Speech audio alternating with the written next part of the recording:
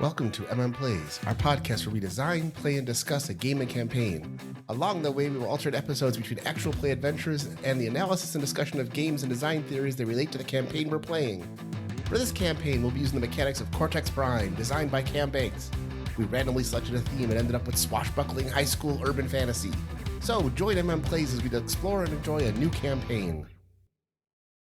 I'm Chris Nizak, and I'll be playing Silas Flamesworth, son of the Flamesworth family with a frozen and fiery intertwined soul. I'm Old Man Logan. I'm playing Henrik Gunny Gunderson, son of the enigmatic Winter Wind and rookie elemental mage. My name is Jerry, and I'm playing Santiago Zircon. He is the rebellious and reluctant scion of a powerful magic family. I'm Phil Vecchione, and I will be your GM. Oh, look, it's bow tie pasta. Everybody all the kids laugh. Bo loves that. He just turns and looks at his dad for a second, shakes his head. Wink and a thumbs up. Yeah. Whose house are we doing the ritual in? We can do it at Silas's place. We'll do it in the ritual room. Sounds good. I'll lay out a bunch of sleeping bags. How fancy. I will have them set up already. In fact, I suggest that we all go to sleep before the ritual because it's going to be 4 a.m. Do you guys want to just go to sleep, or do you guys want to just hang out in dream space? We just hang out in dream space. That's fine. Mm-hmm. Yeah. Okay. First of all, I just have to say that I have never seen a house with a ritual room before. It's a bit of a thing. She's been in it before, though. Yeah, it still doesn't lose anything. Okay. It's just... Still impressive every time. Yeah, I mean, I thought my parents had a nice house. Look, I'm sorry I'm rich. I can't help it. It's not a strike against you. I'm just saying, wow, talk about goals. I shouldn't say that I'm rich. My parents are rich. Sure, but talk about goals. This room is a goal, Mm-hmm. like a ritual room. Yeah, it's going to kind of suck when I don't have access to it when I leave. I think you'll always have access to it. You'll be successful enough to have your own. When I go to Yale, I'd have to go 400 miles to get back to it. Yeah, he's going to be casting some ritual on some shitty apartment in New Haven. I mean, I assume Yale has a ritual room. There's a secret college within Yale. Well, I mean, I'm not going to Yale because it's just a college. Yes, the secret magic college. I'm sure the two of you can also put something together to yourself wherever you guys end up dorming. I mean, I'm sure Yale has a ritual room somewhere. Yeah. Yeah, you know how practice rooms and those things you can sign them out? Yep. Yeah, I'm sure that's, sign out a ritual room. T, when you go to UB, I'm sure they'll have one there too. Could probably make my own. You probably could. I mean, don't you have one in your basement? Yeah, it's just kind of, it's kind of under the carpet. We kind of just drew it on the floor. I've never been in your basement. It's a nice basement. Yeah, it's a nice basement. Nice basement. It's all right. Private. Yeah, it is literally you have to roll up the carpet, push the couch out of the way. It's like a poster. There's like a frame photo of Josh Allen on the wall. Yeah, your parents don't ritual all the time, right? It's not a common occurrence. That was probably a project we did when I was like 6 or 7. Is we chopped up the basement and put down bricks, and it's very artistic because of the nature of my family. Oh, nice. But it was like a weekend family project where we just put bricks down and glazed over them, and all the kids, because we were younger, took turns painting the bricks different colors. Well, all that kind of stuff. That's funny because you guys probably didn't have to lay bricks down and paint them. You could have just magicked it together. You're a bunch of earth elementals, aren't you? There are kid handprints all in the floor. That's cute. That was part of the ritual. Oh. Doing it with your hands. You learn to control things. That's you smart. have to learn to do things with your hands before you try to learn magic to do it. No, I totally dig that. Yeah. Yep. I'm sure that your parents just use the ritual room at Vale headquarters. Probably. But it's nice to have one at home. It's like a pool, right? Having a ritual room is like having a pool. I feel like having a ritual room is like having a sauna. Yeah, yeah. spa. Your house has a sauna. Some people have the 4 foot above ground pool, Exactly, and some yes. people have the that's actually probably a better. the In-ground, fancy in-ground with the heated. Yeah. It's got the retractable And some people cover. some people have the little plastic kiddie pool. And, Correct. and some people have the infinity pool that's glass on the ceiling. Correct. That's my ritual room. In case anybody was wondering. Messamaze, my mom has a ritual room. It's a freezing. It's very cold. Yeah, it's really cold. It's why I didn't think it was weird because Messame has one. Yes. Also, because, Yes. We just look at each other. a day in the life of a trust fund baby. I mean, there's a reason that we kind of go well together. Yes. Sure. Mm-hmm. Power couple. Hell yeah. So that whole conversation happening in Dream Space, as we were talking about it, it kept shifting from my ritual room to T's ritual room, but these idealized versions in our heads of what they are, to Messama's freezing cold one. When Bo, who's kind of shaping the space, when they talk about your ritual, it's impossibly big. right? It's like in Bo's imagination, that room is like 4 times the size that it really is. Cavernous. Plus, when you talk about Erlis's, the only thing that Bo can conjure up is that it looks like something out of Frozen. Yeah. Right? It's just like all you're getting is images of the castle from Frozen. That place is like hoth cold. So in this kind of ethereal space, Bo puts together what T actually recognizes as her bedroom, except that it's the bedroom floor, like one wall, and then the rest is just this ethereal space. It has a shifting color to it. It doesn't ever stay one color, but it's not anything else. So you're just kind of floating in this partially built bedroom as Bo is constructing the ritual. It's going to be a group effort. I'm going to need your thoughts about Gabby and Jesse. That's how I'm going to try to hone in on their dream space. I'm going to be the conduit, but you guys need to drive it through my focus. I will be the source. I'll be like the light, but you have to like turn the light and point it. Does that make sense? Sure. Cool. Because mechanically it means you fuckers have to roll for this. Of course. Just going to also say that. That is how the ritual is going to work. So decide who's going to kind of be the focal point, i.e. who's rolling, and the other ones of you can contribute to that role. Well, of course, T is rolling because he's really good at rituals. Yeah. You've got this, hun. She like pats you like. His emo's not bad. We're going to start by focusing on the fact that Gabby's nosy and Jesse's got an ego. So tell me about a time where Gabby was really nosy, like in school. There was a time that I was just beginning to manifest my powers. And so I was kind of going around, playing around with whatever I could with the basics of earth magic. I'd always played with earth before, but I was kind of playing around with earth magic. Gabby was constantly coming around, watching what I was doing, and actually being fairly friendly about it, but asking lots and lots and lots of questions. I began to realize that, among other things, I realized now that she was asking about my family. She was asking what we do, how we do it, how the magic works, that sort of thing, who my sister and brother were interested in. She was basically asking me questions about my family, but actually asking about gossip. And Gabby likes gossip. She likes to get in there. She wasn't malicious about it. She wasn't being nasty or snarky, which is the key, that Gabby was being good at wheedling information out without being nasty about it. I ended up talking to her all about my family, every little thing, every little detail that's there. She knows more about my family than I knew better than to tell her at the time. Nothing horribly like scandalous, just lots of embarrassing secrets, things that my brother and sister might have done when they were younger that would be embarrassing if it ever got out, that kind of thing. Cool. Start building your die pool. So we'll start with emo, which is D10. So I've got a D8 for, this will probably be mage, because he's trying to lean pretty heavily into the magic side of this. This is less the school thing and much more trying to tap in the actual ability of magic. Okay. It's a ritual. And not veil magic. Correct. And then he'll take the D8 for, this is where it's actually important for him to be who he is. He's going to do say my name. So I have a D10 and two D8s. Yeah, he's T. He's good at rituals. And we'll draw on our mana pool for this, because it's a ritual. I'll take a D10 onto that as well. Silas, tell me something about Gabby.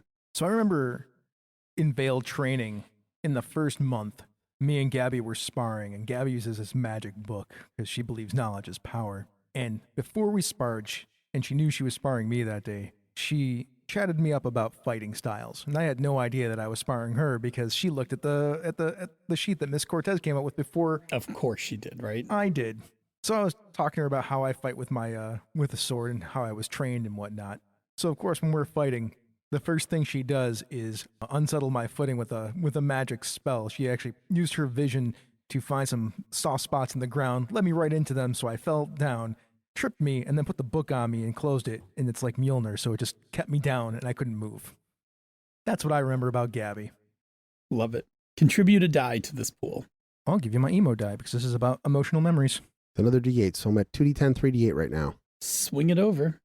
Now, if this is a second assist, this is a plot point. It is if we're using that. If you want to contribute a die, you can plot point this. If you don't want to contribute a die, still tell me a memory about Gabby. I will give you this plot point. I will take your plot point. When I was going undercover, I distinctly remember we were having a conversation, and Jesse was very skeptical about what was going on. He seemed unsure. But Gabby, I felt like she seemed like she had my back. It felt like there was oh, we can trust this kid. He'll be fine. kind of a thing. And I wonder now if it was genuine or if she was just doing that to see, what she could glean, because she's tricksy like that. Yeah, was there any conversation where she learned something about you? I feel like I may have mentioned a couple of things. Like your dad? I probably did mention my dad. In hindsight, she's good at making people talk. Getting people to talk, I should say. It's very good about finding information. Yep. Contribute your die. We're also going the emo route here. That is a 10. I forgot to add one more die. I'm going to add the D10 for awesome girlfriend, Bo, who is helping with this ritual. Yeah, I mean, Bo is like the focus of this ritual. So Yes. you have a shit ton of dice. My pool is, the difficulty is a D10. It is just hard to find them. There is a distinction which you guys are not aware of, but I will tell it to you for purposes of any ones that I may roll that you will wish to buy. They have a D10 for cloaking magic. Mm-hmm. Makes sense. They are purposely hard to find. You want to add this because I'm helping and my anger is showing? I will take your D6. Because I was expressing a time that I got pretty mad because I got tricked. Yeah, you've been That like a sounds little, excellent. you've been a little on edge all day. Yeah. That's absolutely fair. Okay. 3D10, 1D6, 16. I have 4D10, 3D8, And you got 2 plot points. and I have 2 plot points. That is a butt ton of dice. So quick reminder as Jerry's looking over his dice, heroic successes do count for extra successes. This is a multi-success test.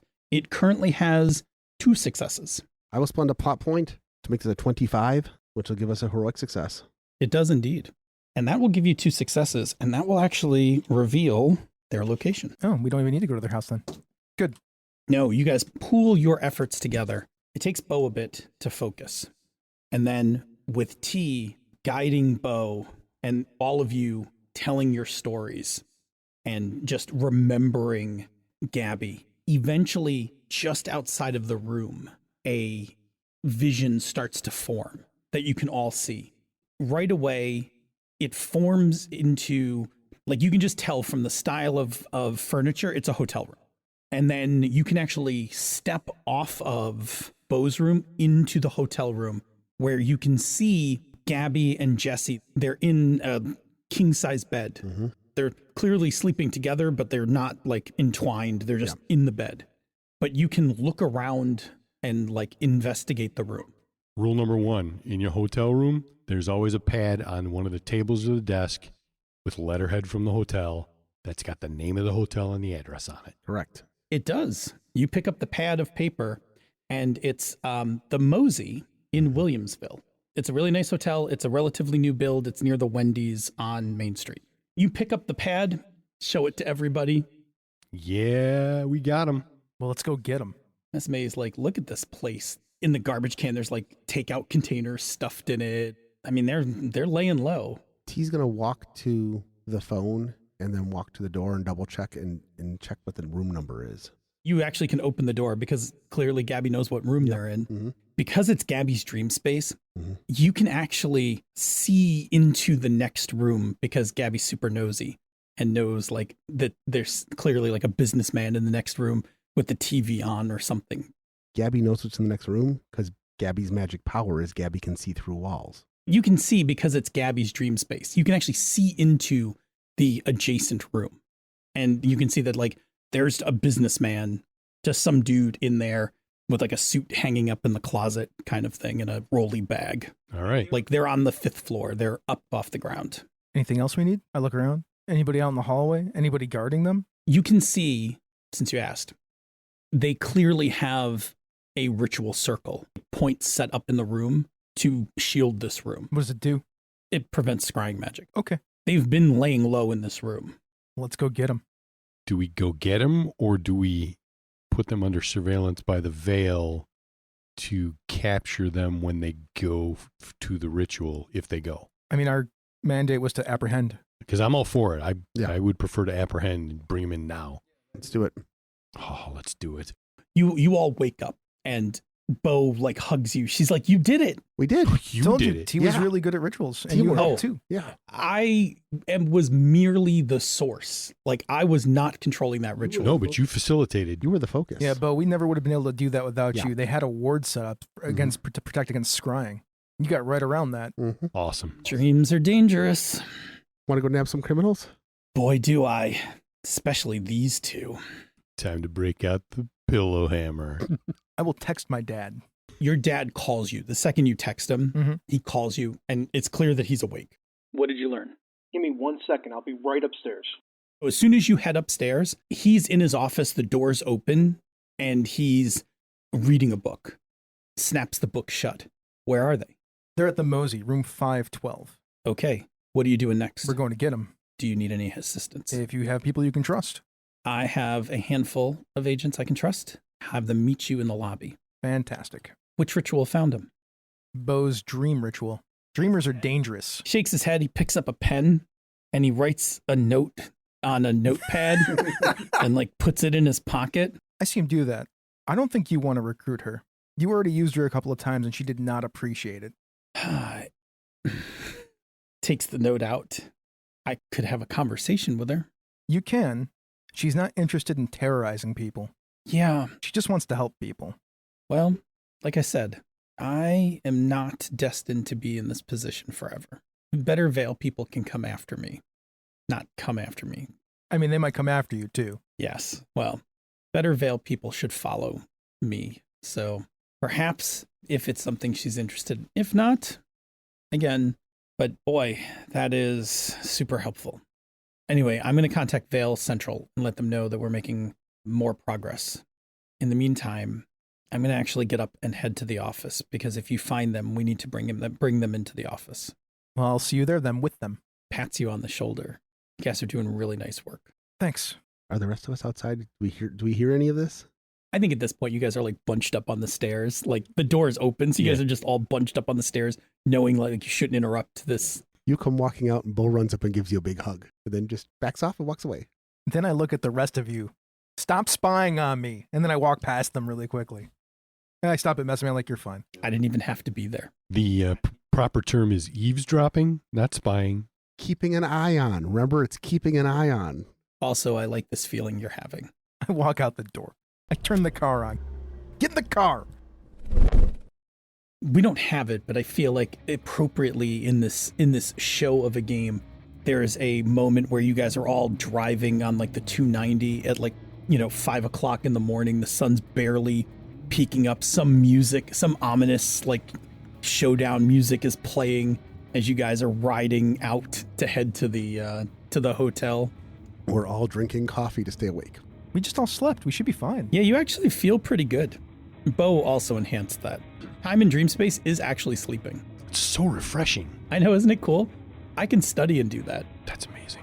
It's harder because I can't look at books and stuff when I'm doing it, but I can go over memory stuff. We can totally destroy next year during the academic decathlon, or as T likes to call it, the Knowledge Bowl. Are you offering me a position in the academic decathlon? We got to convince Lisa to let you on the team, but yeah, she's in charge. Trust me, we all know Lisa. Isn't it just maybe a tiny bit unethical? To study while we're sleeping? I don't know. Did you just ask me if it was unethical, Prosperity Guy? Look, It's just studying. Pull back. We just see these cars racing down the highway. You guys come walking in the lobby. It's 5 a.m. There's a lobby person, but there's already like 3 guys in suits, and one of them is talking to the lobby person. this place is nice. Yeah, it's pretty nice, right? We go to a lot of nice places. We also go to a lot of not nice places. True facts.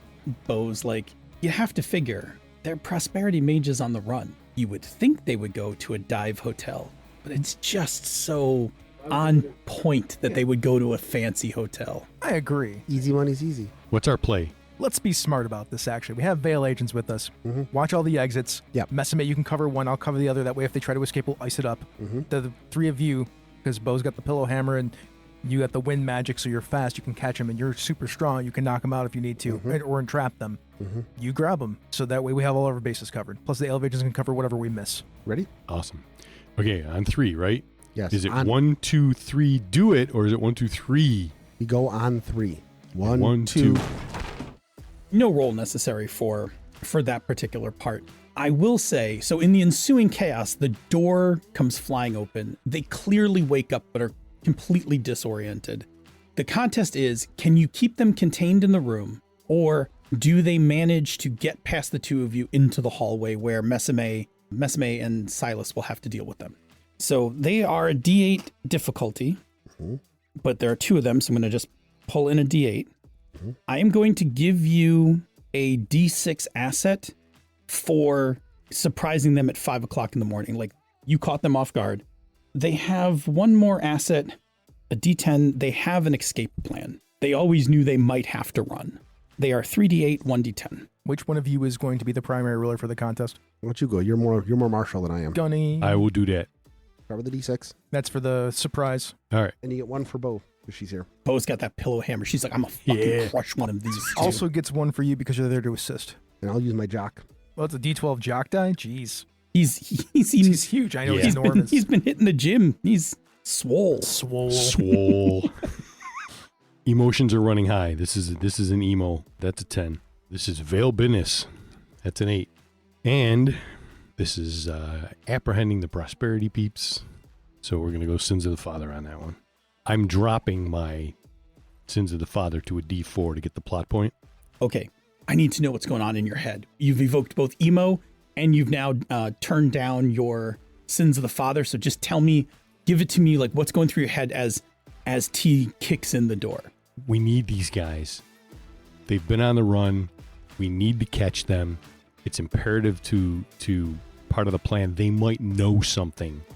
They might know the key piece of information that we need to solve this problem. We can't let them go. This is all or nothing right here. All or nothing. They're also responsible for you learning the prosperity ritual. They helped me across the threshold, and maybe there's a little payback in my mind. It's twitch. Set my difficulty. Do you want to throw your easy money as easy in there, or? I will pull it into my pool. That's what I'm saying. Yep. All right, we're going with 18. It is conceivable I can pull a higher than an 18 off, but it is not going to be easy, especially if these dice crap out. That's a 16. That's a 1. So I can pull an extra die into my total, and that 16 and 5 will give me a 21.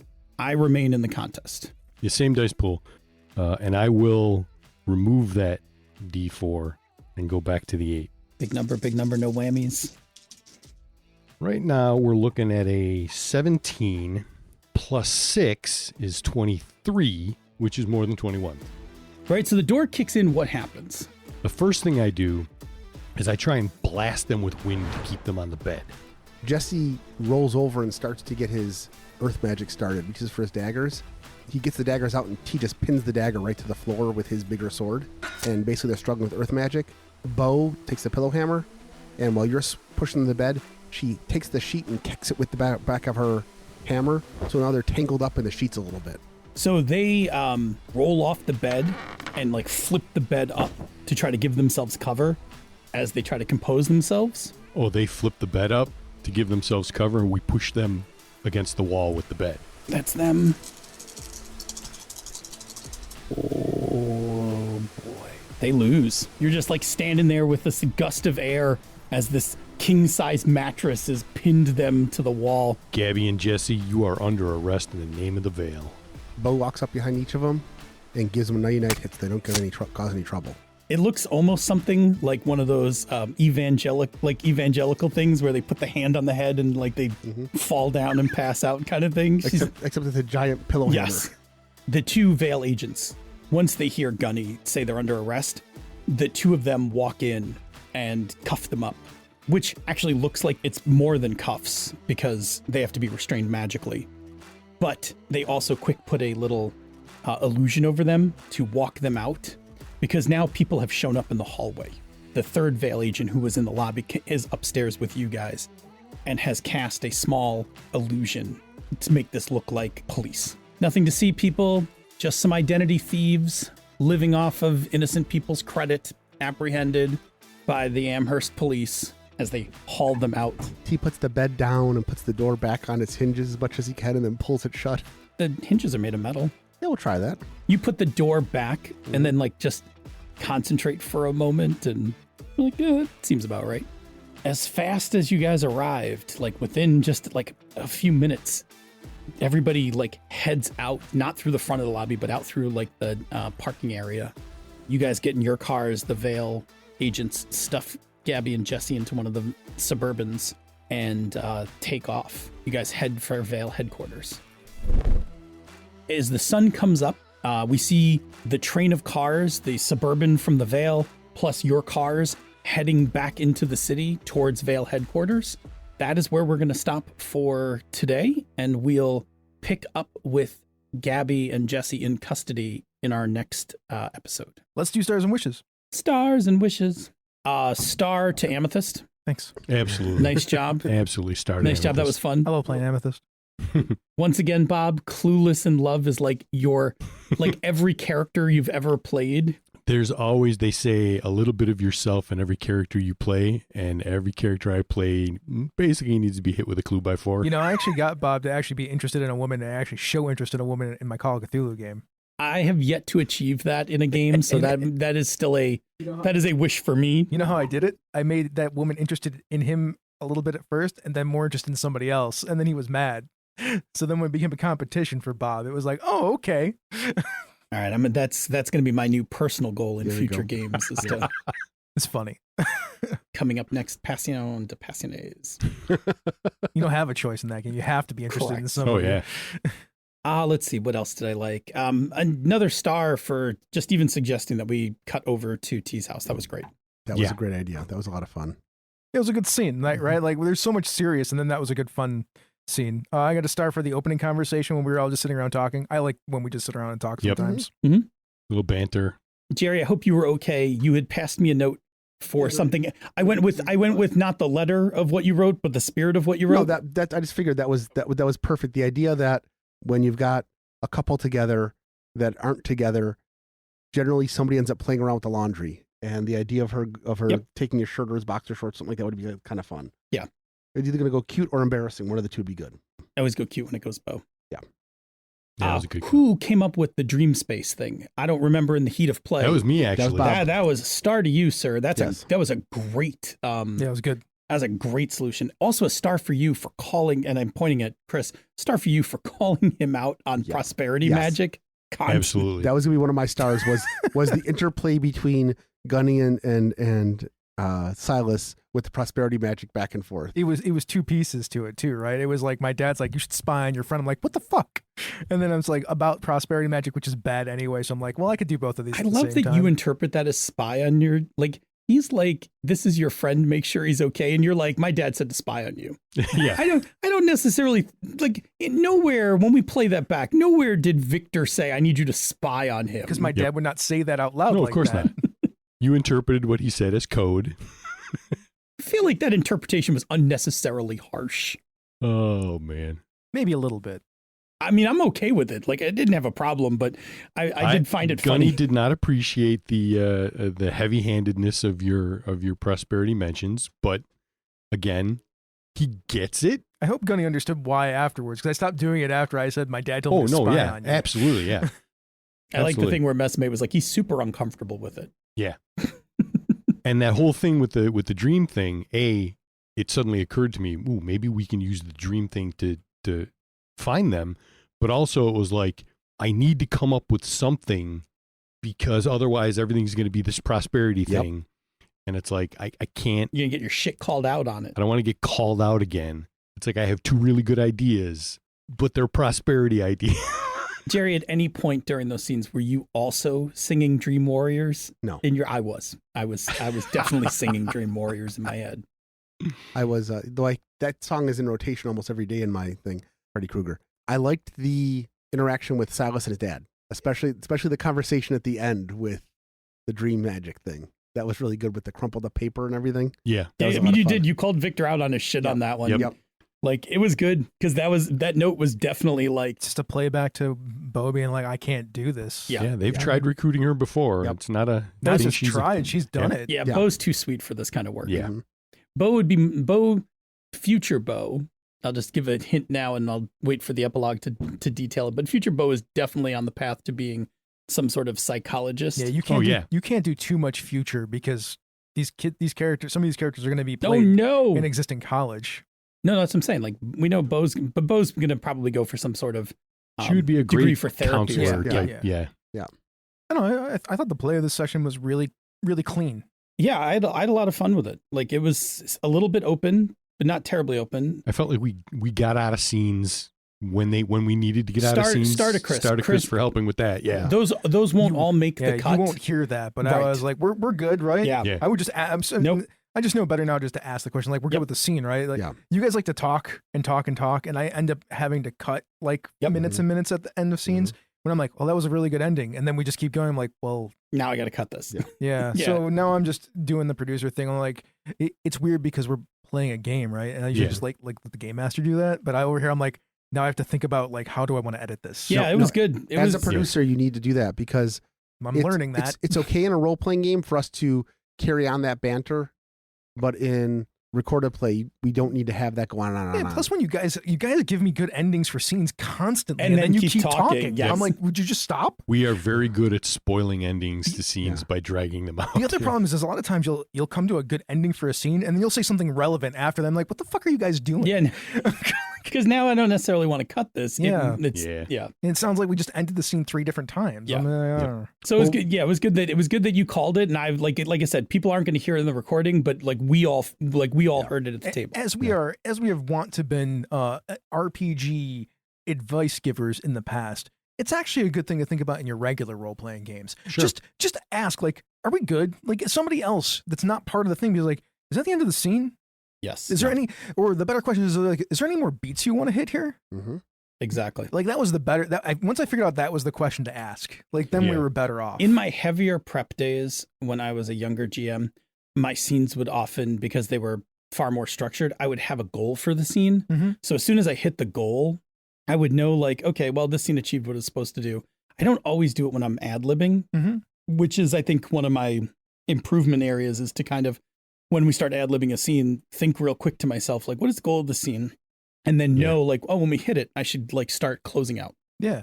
Even for day to day. I'm not talking about recording stuff, but day to day. Yeah, absolutely. Because in my youth, in my heavy prep youth, I think I was much better at that. In my ad lib days, I think that's actually something that I lost compared to my prep days.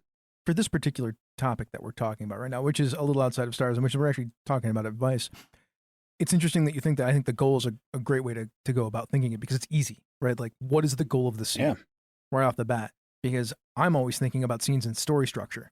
Like, what's the beginning? What is the middle? Yeah. What is the conflict point? Is it resolved? And now are we done? And when you're with a bunch of other people, you still have to ask the question because you don't know what they're always all thinking.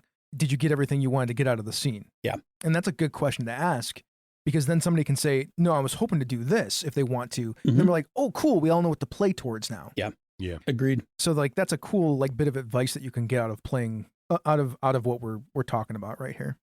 Yeah. And Cool. so my wish is I wish to be more cognizant of that as I'm helping to frame scenes. Yeah. I would also like, as a wish, like we can all participate in like finding the ends of scenes.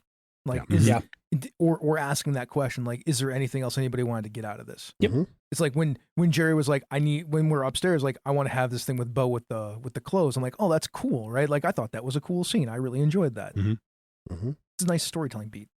And then it cut back to you guys. And then, so when it looked like Bob was kind of trailing off is when it called out for dinner. Yeah. Smart, right? Right. It is a way to That was end a good point. Yeah. Is a way to end a scene. Yeah. I didn't know where else you guys could go with that. And Bob was starting to do that thing where he was starting to stutter a little as he was processing. And that's when I was like, oh, I'm just going to save by the bell here. Yeah. And it's a good way to transition or end the scene, right? Yeah. And then we could do the bow tie joke. Yep. Which we set up.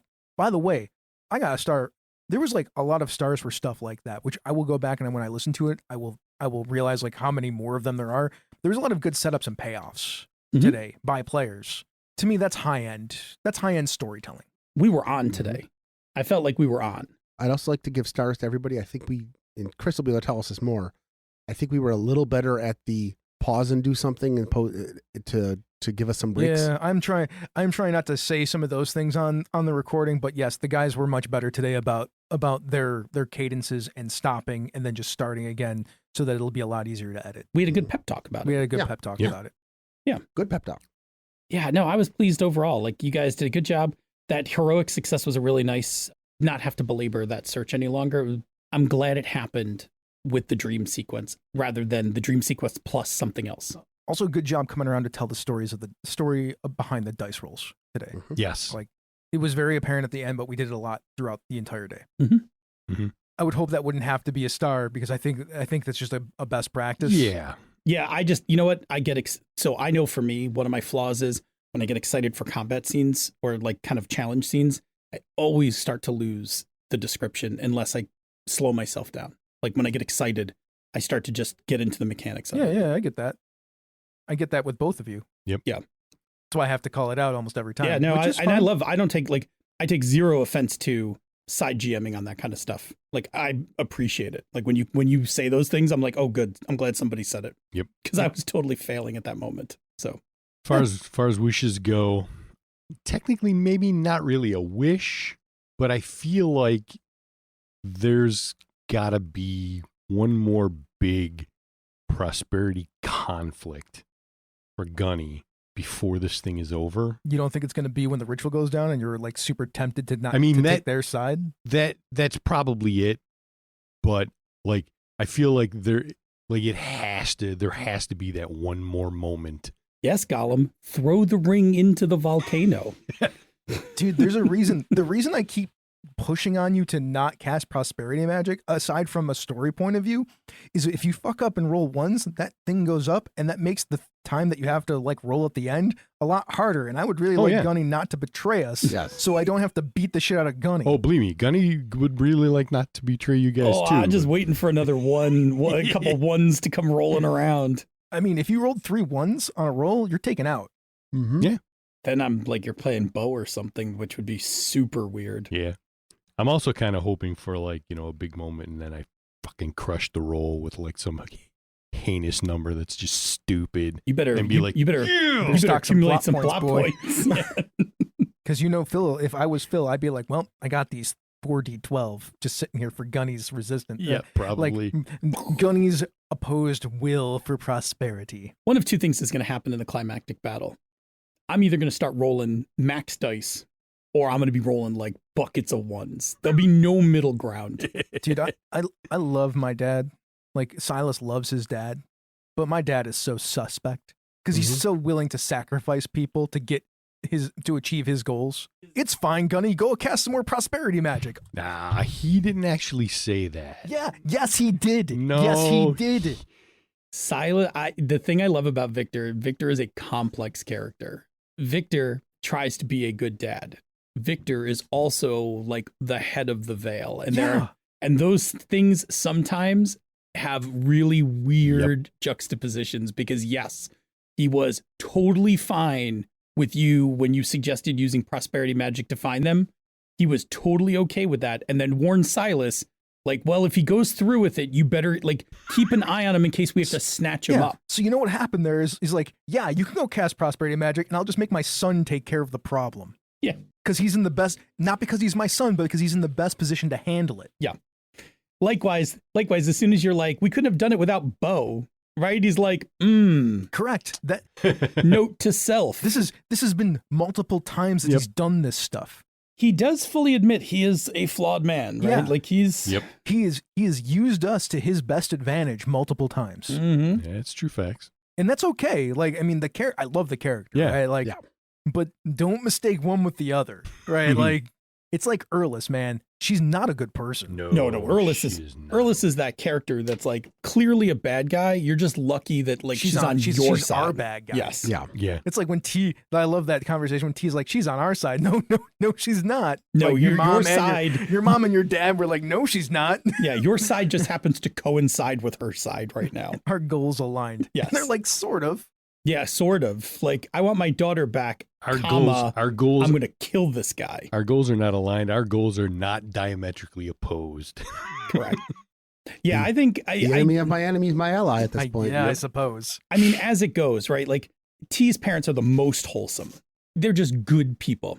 Victor wants to be a good dad, but he's not a good person. That's his juxtaposition is like, he's proud. Like he's genuinely proud of you.